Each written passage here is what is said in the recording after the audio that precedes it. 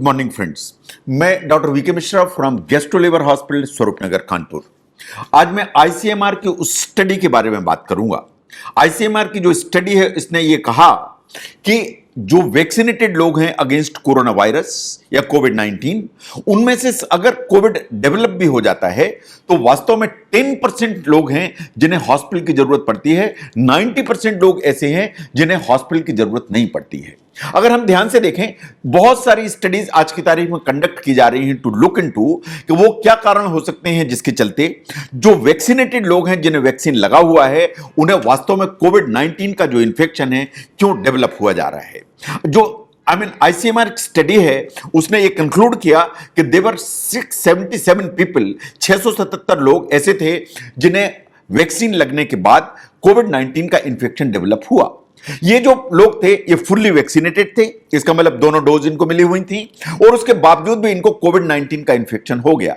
ये जो 677 या 677 लोग थे, इसमें से सिर्फ 67 लोग ऐसे थे जिन्हें वास्तव में हॉस्पिटल जाने की जरूरत पड़ी। इसका मतलब यह है कि 10% is the rate for hospitalization. ये जो 677 लोग हैं, इनको आप ध्यान से देखें, 604 पीपल ऐसे थे जिन्हें दोनों डोज कोविशील्ड की लगी, 71 लोग ऐसे थे जिन्हें दोनों डोज कोवैक्सीन की लगी हुई थी, तो दोनों डोज लगी हुई थी। इसके बावजूद भी इनको कोविड-19 का इन्फेक्शन हो गया।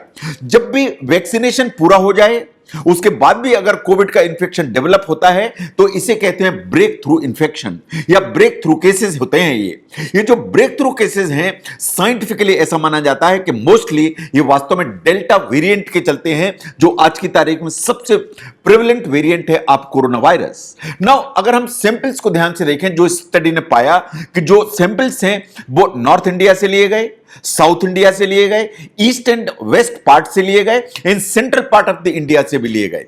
ये जो सैंपल्स हैं कुछ यूनियन टेरिटरीज से भी लिए गए थे फॉर द एवेल्युएशन।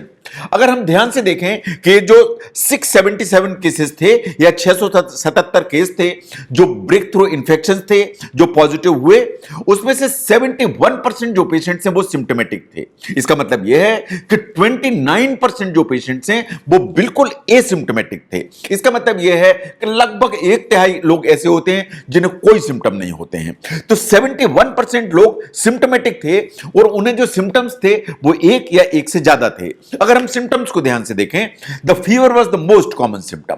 सबसे जो इंपॉर्टेंट सिम्टम था वाज द फीवर, बुखार। इसके बाद बॉडी एक, हेडेक, खांसी, sore throat and loss of smell. These were other 5 symptoms जो इन पेशेंट्स को हुए। इसके अलावा कुछ पेशेंट्स ऐसे थे जिनको उल्टियां भी हुई, उनका जी मिचलाया या नौशिया हुआ और उनको लूज मोशन भी हुए, बट फीवर ऑलमोस्ट 71% लोगों को प्रेजेंट था और उसके साथ में पूरे शरीर में दर्द, सिर में दर्द, खांसी, गले में खराश एंड जो ना उनके लॉस ऑफ स्मेल भी हुआ। जो ब्रेथलेसनेस का जहां तक सवाल है या सांस में दिक्कत का सवाल है, साइंटिफिकली ऐसा पाया गया कि इट वाज क्वाइट रेयर। और जो आंख में इरिटेशन या रेडनेस थी या रेड आई थी was also very very uncommon. इसका मतलब यह है कि ऑक्सीजन का जो रिक्वायरमेंट है वो हमेशा ऊपर की तरफ नहीं जाता है, जो कि कोविड का सबसे खतरनाक फीचर है। नाउ अगर हम ध्यान से देखें, जो सैंपल्स लिए गए जो ना from all over the India, ऐसा माना गया कि दोनों वेरिएंट इसमें पाए गए।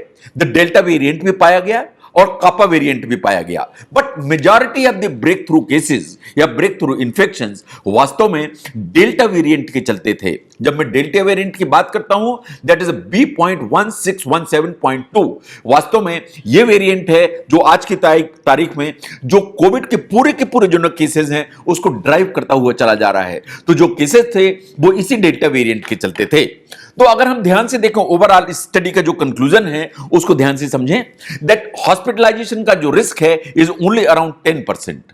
तो अगर आप वैक्सीनेटेड हैं, आपको ब्रेक थ्रू इन्फेक्शन हुआ, आपको कोविड का इन्फेक्शन हुआ, तो पॉसिबिलिटी इस चीज की है कि डेल्टा वेरिएंट के चलते होगा।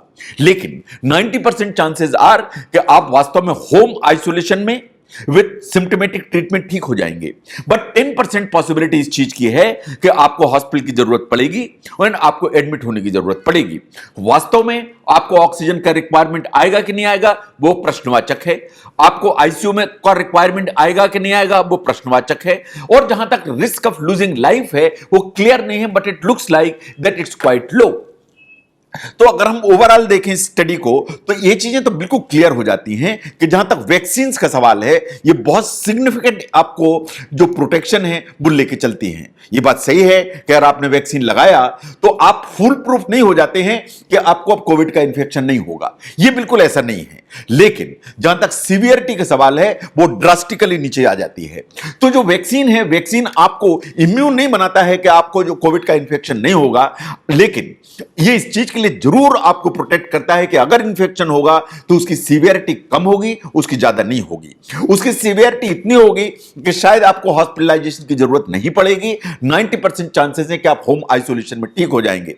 और जहां तक रिस्क ऑफ लूजिंग लाइफ है वो बहुत मिनिमाइज हो जाता है अगर आप प्रोटेक्टेड हैं, आपने दोनों की दोनों वैक्सीन दोनों डोज लगाई हुई हैं। तो इसलिए आज की तारीख में अगर हम देखें तो वैक्सीन इज द की। तो vaccination is the key and is the need of the our.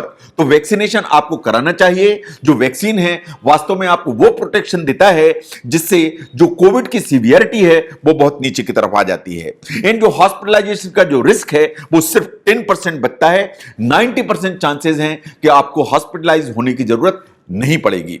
अगर आप समझते हैं कि कोविड के इस एंगल को समझने में या वैक्सीन लेने के बाद जो ब्रेक थ्रू इंफेक्शंस होते हैं उनके चलते जो कॉम्प्लिकेशन है उनको समझने में ये वीडियो आपको हेल्प करता है, तो इसको जरूर शेयर करें। मैं doctor VK Mishra from gastro liver hospital Swaroop Nagar Kanpur. Thank you very much.